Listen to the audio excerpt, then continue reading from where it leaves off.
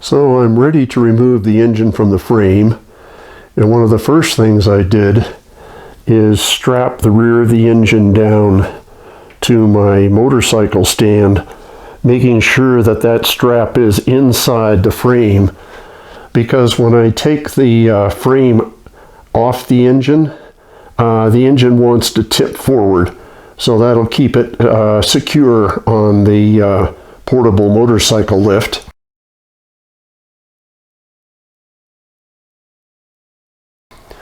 And the other thing I did was removed the oil pressure sender using a 24mm wrench, because I need to make sure it doesn't bump into the frame when I remove the engine.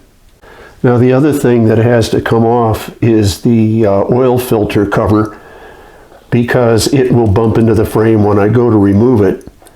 When I pulled the cover, there was a gasket on it, a shim which fits like this, and a sealing gasket like this, and of course the oil filter and the 3 6mm bolts that secure the cover.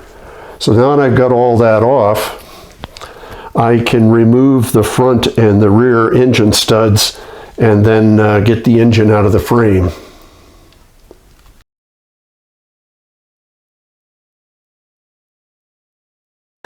I remove the nuts that secure the stud on this side, and then I'm using a really long Phillips as a drift to just drive the stud out.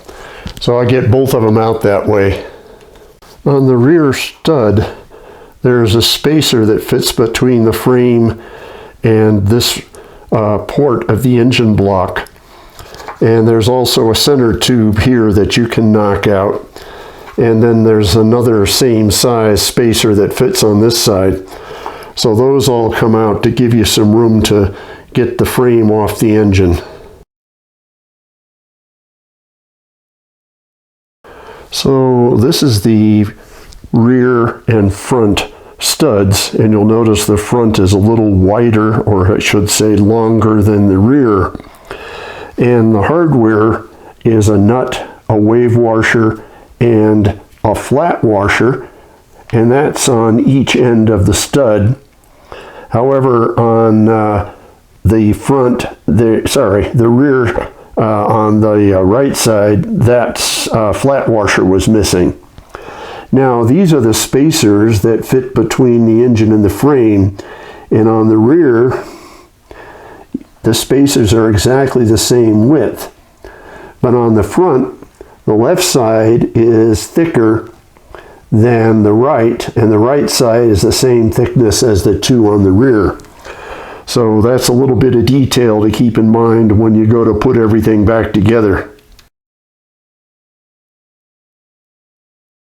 So now that I've got the engine studs out, I've stabilized the frame with some tie downs so that I can keep it steady, and then I'll remove the tie down on the rear of the engine and try to pick it up and pull it out toward the left side.